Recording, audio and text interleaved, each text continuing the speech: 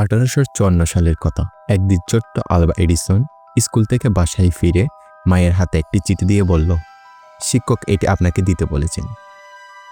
মা Nancy Edison চিঠিটি পড়ে কান্নায় ভেঙে পড়লেন। এরপর ছেলের চোখের দিকে তাকিয়ে জোরে জোরে বললেন, আপনার ছেলে একজন জিনিয়াস। আমাদের এই ছোট্ট স্কুলে তাকে শেখানোর মতো ক্ষমতা নেই। দয়া করে আপনি নিজেই তাকে বাড়িতে পড়ানোর ব্যবস্থা করুন। এরপর বাকিটা ইতিহাস। হাজারেরও বেশি আবিষ্কারের মাধ্যমে এডিসন পৃথিবীকে বদলে দিয়েছিলেন।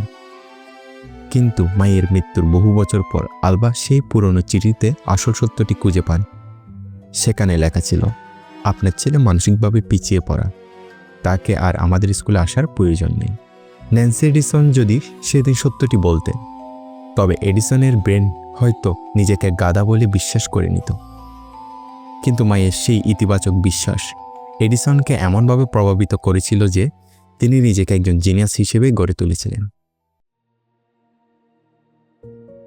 আপনার বাচ্চা স্কুলের পরীক্ষায় খারাপ করতে পারে, তার কথা বলতে দেরি হতে পারে, কিংবা সে অন্যদের চেয়ে চঞ্চল হতে পারে, কিন্তু মনে রাখবেন, পুরো পৃথিবী তাকে যে নামেই ডাকুক না কেন, আপনার দেওয়া নাম বা পরিচয় থেকে সে নিজের ভবিষ্যৎ গড়ে নেবে।